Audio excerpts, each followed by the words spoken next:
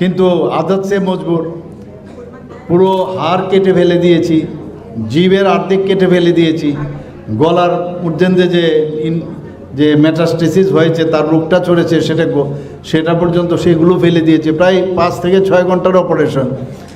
এরকমও দেখা গেছে অপারেশন হলো, তাকে কেমোথেরাপি দেওয়া হলো, রেডিওথেরাপি দেওয়া হলো, তারপরেও কোনো এক সময় চেক আপ করতে এসছে, দেখি মুখের মধ্যে পান।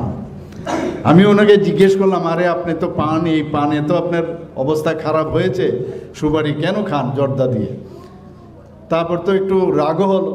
তা আমি এখানে সবাইকে বলবো যে মাননীয় প্রধানমন্ত্রীজি যে বলছেন যে আগের থেকে ইচ্ছে করলেই আমরা কিন্তু এই ক্যান্সার থেকে আমরা মুক্তি হতে পারি। আমরা জানি আমাদের যেমন ব্রেস্ট ক্যান্সার, সার্ভাইকাল ক্যান্সার, এই 3টে ক্যান্সার সবচেয়ে বেশি হয় আমাদের শরীরে। বোন ক্যান্সারও হয়। কিন্তু তার জন্য মাননীয় প্রধানমন্ত্রীজি গত বাজেটে আমরা দেখলাম যে সার্ভাইকাল ক্যান্সার থেকে বাঁচার জন্য যে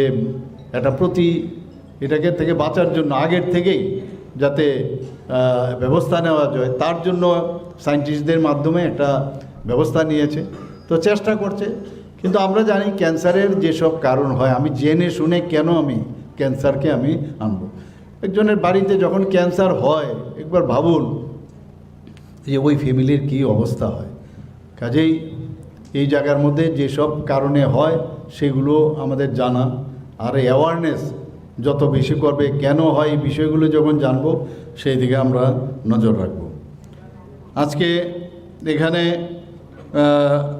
যে একটু আগে মাননীয় প্রধানমন্ত্রীজি বলছিলেন যে যদি কেউ মনে করে যে আমি এই কাজটা করা যায়। উনি উদাহরণ দিয়ে বলছেন যে कोई अगर ठान ले तो कुछ भी कर सकता है। তো উনি একটা মিউজিক ইনস্টিটিউশনের কথা এখানে বলা হয়েছে, যে কি ইন্ডিয়ান ইনস্টিটিউট অফ সায়েন্স, সেখানে গীতাঞ্জলি নাম দিয়ে সেটা করেছেন।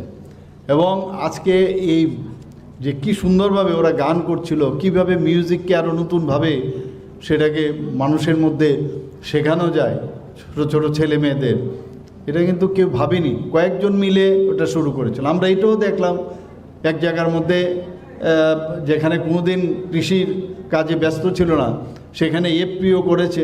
সেই এফপিওর মাধ্যমে মানে প্রচুর লোক এখানে মাসে যা দেখা গেলো প্রায় 2 লাখ টাকা 3 লাখ টাকা তাদের রোজগার হচ্ছে। সেখানে টমেটো থেকে এফপিও বানিয়ে তাদের মধ্যে তারা কাজ করছে। আজকে আমরা দেখলাম ভাষা নিয়ে অনেকে অনেক কথা বলে।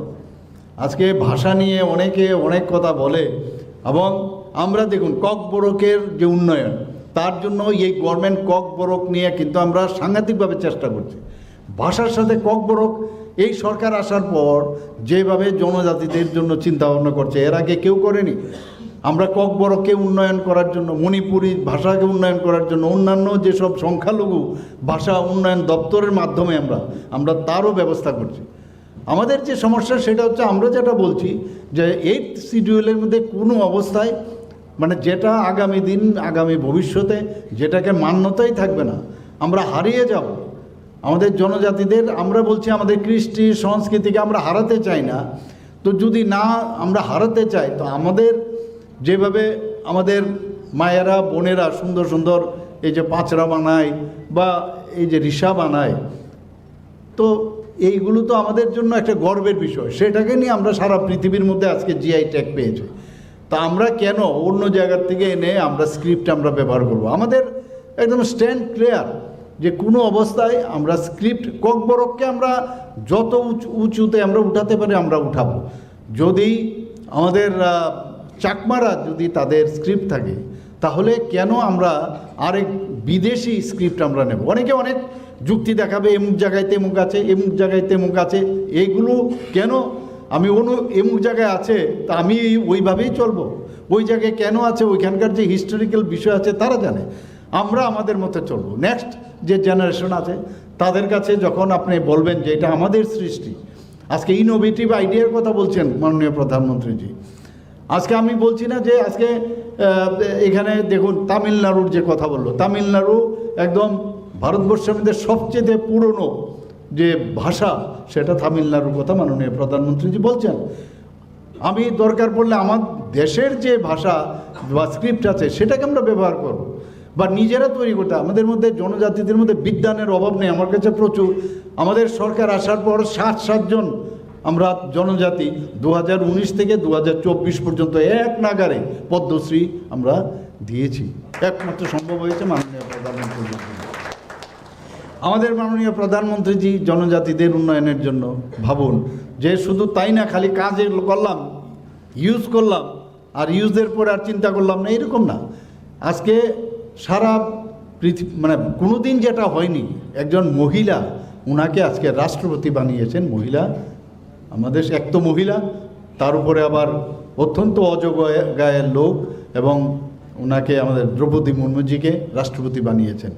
আমাদের এই ত্রিপুরার থেকে রাজ পরিবারের সদস্য জিষ্ণুদেব বর্মাকে আজকে ত্রিপুরার কোনোদিন কেউ গভর্নর হয়নি, ওনাকে তেলেঙ্গানার মতো বড় একটা রাজ্যের মধ্যে উনায় সম্মান দিয়েছেন, গভর্নর বানিয়েছেন। তো ভাবা যায় কোনো দিন?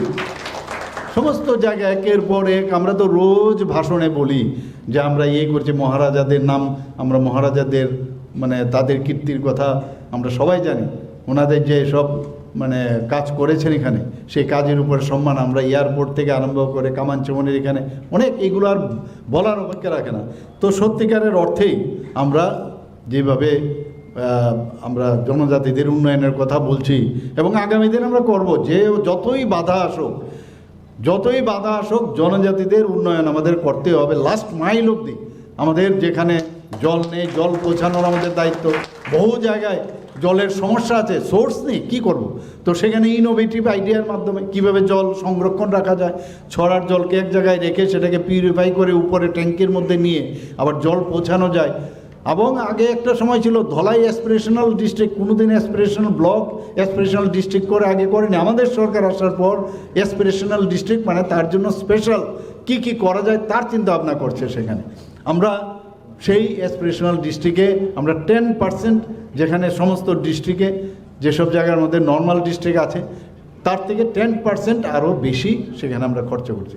আজকে যে ন্যাশনাল হাইওয়ে এতগুলো হচ্ছে সমস্ত জনজাতি অধ্যুষিত এলাকা দিয়ে যাচ্ছে, এবং সেখানে যখনই সেই রাস্তা বড় করতে হয়, তো অ্যাকুইজিশন করতে হয় সেখানে, তো সেই জায়গার মধ্যে পয়সাটা কিন্তু জনজাতি আমাদের যারা ভাই বোনেরা আছেন তাদের কাছে সেই পয়সাটা যাচ্ছে। আমরা দিল্লিতেও দেখুন এবারও হচ্ছে, বেশিরভাগ আমাদের যখন কোনো রকম এই 26শে জানুয়ারিতে যখন টেবলু বেরোয়, আমরা জনজাতির যে কালচার সেটাকে নিয়ে কিন্তু সেখানে আমরা এটা পরিবেশন করি। গতবারও আমরা দেখেছি, আমরা সারা ত্রিপুরা, সারা ভারতবর্ষের মধ্যে আমরা সেকেন্ড হয়েছি সেখানে, এই 14 দেবতার যে বাড়ি সেটাকে সামনে রেখে। এবারও সেইভাবে আমরা চিন্তা ভাবনা করছি। আমি তো বারবার বলছি যে আমি যখন হিন্দুস্থান থেকে বাইরে যাই, আমি সেদিনও আমি এক জায়গায় আমি প্রোগ্রামে বলছিলাম, হিন্দুস্থান থেকে যদি আমরা যখন বেরোই তখন এই হিন্দুস্তানে সব আছে, এখানে হিন্দু আছে, মুসলমানও আছে, বুদ্ধিস্টও আছে, এখানে খ্রিস্টানও আছে, তো এখানে আবার আমরা যদি বিহারিও আছে, এখানে মণিপুরিও আছে, বাঙালি আছে, আমাদের ত্রিপুরীও আছে।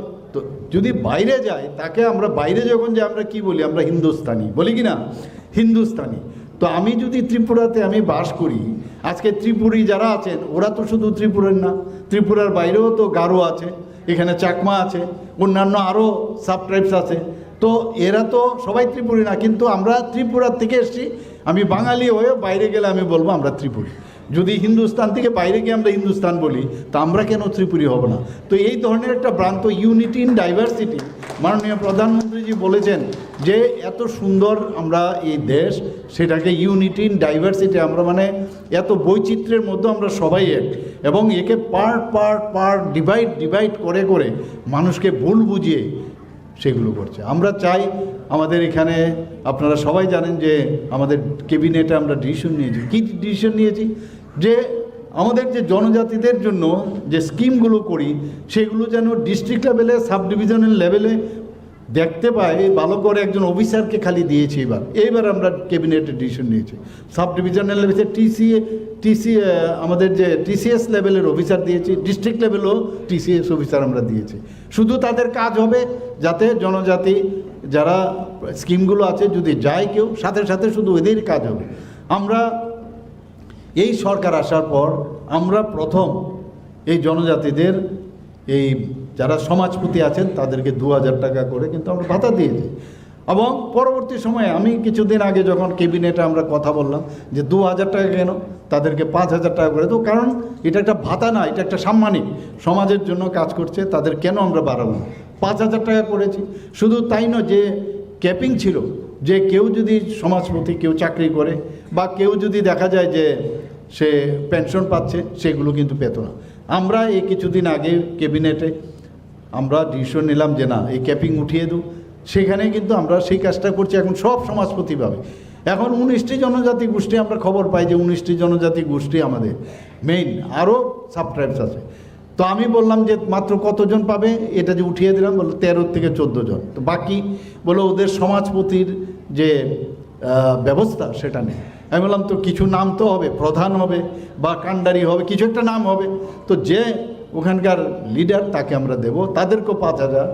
এবং শুধু তাই নয়, আমি বললাম যে আরও সাবট্রাইবস কতগুলো আছে, তো ওনারা বললেন তো প্রায় 40+।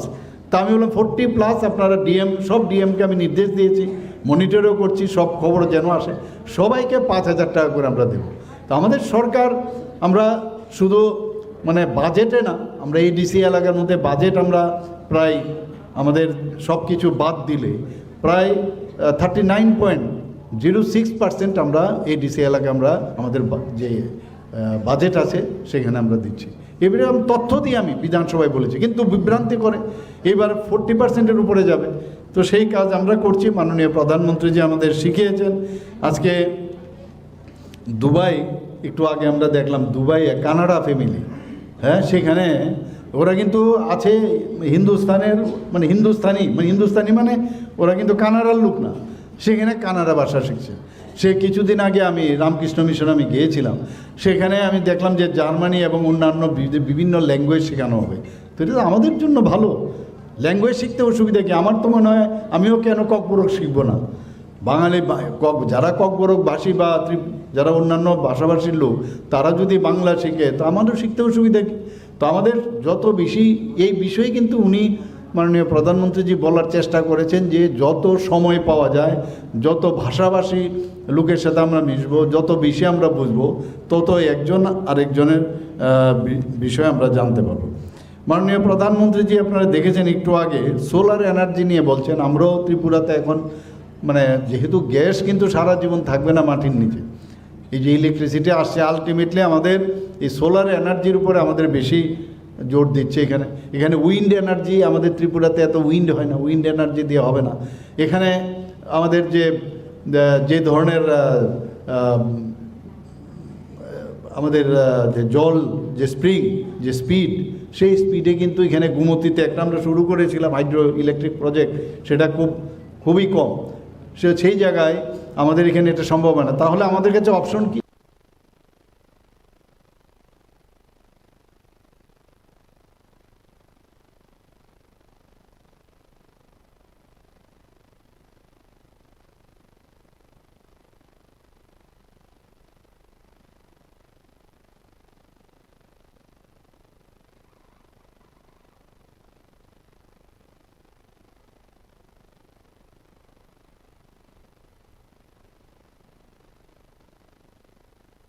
প্রথম আলো এলো শুদ্ধ সকাল, শুদ্ধ সলিলে আজ বাজালো ডিপার্টমেন্ট থেকে প্রচুর কাজ করছে এখানে।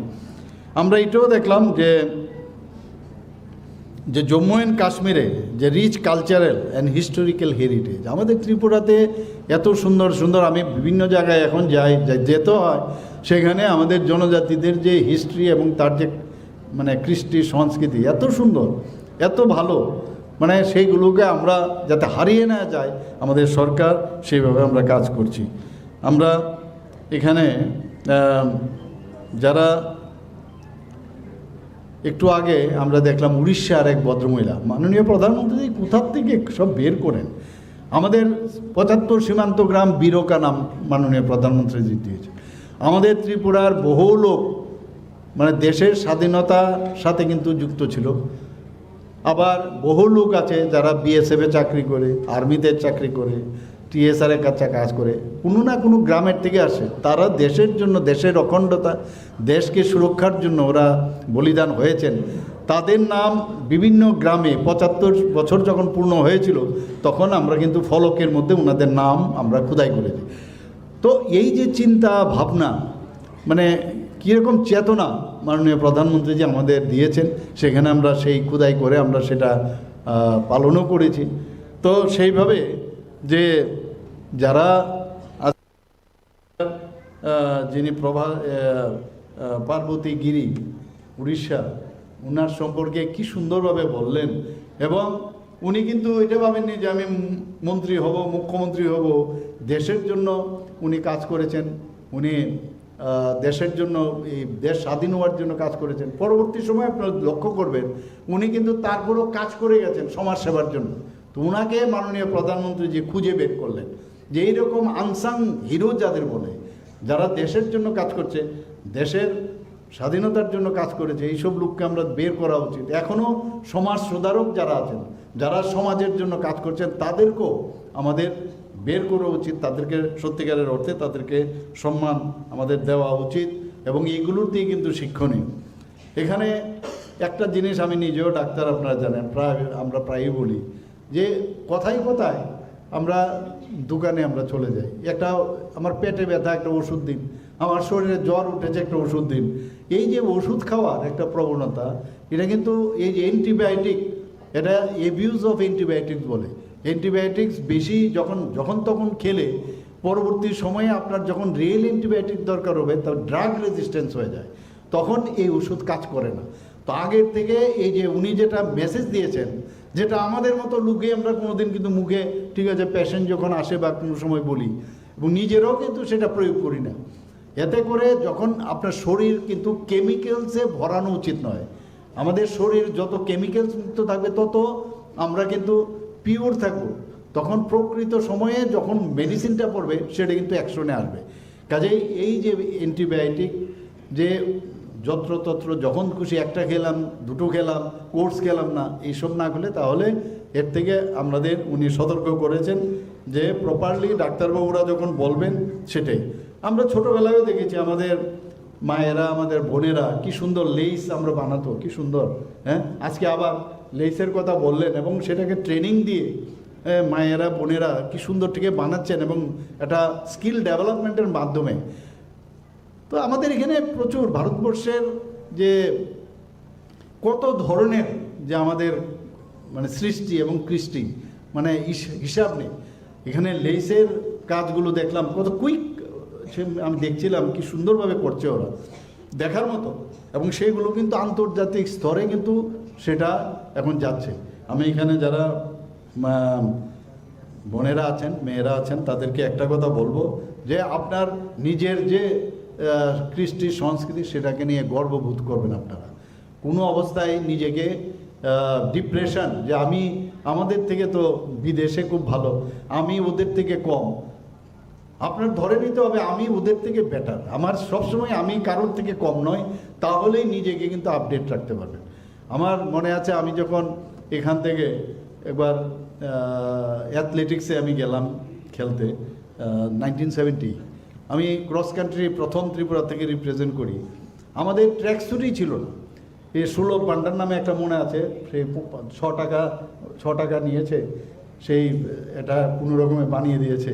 আর ওখানে গিয়ে দেখলাম যে দিল্লির থেকে কি সুন্দর ট্র্যাক স্যুট, এখন তো সব ট্র্যাক স্যুট পরে। তো কিন্তু দেখুন অল ইন্ডিয়া বেসে আমরা যে এই কম পয়সার যে আমরা বানিয়ে নিয়ে গেছি রেডিমেড, তারপরেও কিন্তু আমরা সর্বভারতীয় স্তরে আমরা কিন্তু সেখানে মেডেল পেয়েছি। তো এই যে বিষয় যে নিজেকে মানে আপডেট, আমি কোনো অবস্থায় কম না। আমরা ত্রিপুরার ছেলেমেয়েরা এখন বাইরেও দেখুন আপনারা গিয়ে এত ভালো কাজ করছে। আমি কোনো অবস্থায় এখন ত্রিপুরার যে নাম माननीय प्रधानमंत्री जी वेस्ट बंगाल एबार देखुन की बोले जाइए त्रिपुरा में जाके देखिए डेवलपमेंट किसको कहते हैं, आप लोग देख के आइए। तो हमारे थार्ड स्मलेस्ट स्टेट होच्छे सारा भारतवर्षेर मध्य हमारे त्रिपुरा, किन्तु सेई जायगाय आजके जेभावे आमरा काज करছি আপনার এখানে যারা জনজাতি ভাইয়েরা আছেন, ছেলেরা আছেন, আমি বলবো ওনাদেরকে আপনাদের যে মিউজিক্যাল যে ইনস্ট্রুমেন্ট আপনাদের যে ইন্ডিজিনাস যে ইনস্ট্রুমেন্ট সেগুলো নিয়ে আমি কিছুদিন আগেও, আমি যখন ওখানে কিছুদিন আগে একটা প্রোগ্রামও হয়েছিল, সেখানে অ্যাবাউট 82 ইয়ার্সের একটা জনজাতি ভদ্রলোক, উনি এত সুন্দরভাবে তার যে মিউজিক ইনস্ট্রুমেন্টটা ইন্ডিজিনাস সেটা বানিয়ে মিউজিক বাজাচ্ছিল। তো আমাদের মধ্যে কোনো অবস্থায় কোনো কিছুতে কমতি নেই। আমরা সবাইকে এখানে আজকে মন কি বাত, মানে মন কি বাত মাননীয় প্রধানমন্ত্রীজির মন কি বাত না, সারা ভারতবর্ষের সারা পৃথিবীর যা মন তার বাত কিন্তু আমাদের সামনে উনি শোনান। এবং আগামী দিন আমরা এইগুলো নিয়ে আমরা চিন্তা ভাবনা করবো। উনি যা বলেছেন, আরেকটা বিষয় যেটা উনি বলেছেন আমিও আপনাদের বলবো, যে আমাদের যে 1 জানুয়ারি 2026 আসছে, আমাদের সেই উপলক্ষে সবাইকে এখানে মঞ্চে এবং মঞ্চের নিচে এবং সারা ত্রিপুরাবাসীকে আমি এই যে নতুন বর্ষ, ইংরেজি বর্ষ আসছে, তার শুভেচ্ছা জানিয়ে, আন্তরিক শুভেচ্ছা, প্রীতি ও শুভেচ্ছা জানিয়ে আমরা এই ত্রিপুরা যেন এক ত্রিপুরা আমরা বানাতে পারি। আমরা যেন সব জাতি জনজাতি, মণিপুরি, বাঙালি সবাই, যাতে মাইনরিটি সবাই একসাথে থাকে এবং রিয়েল খানসা যেন আমরা তৈরি করতে পারি, সেই আশা রেখে আমার কথা বলা শেষ করছি। নমস্কার।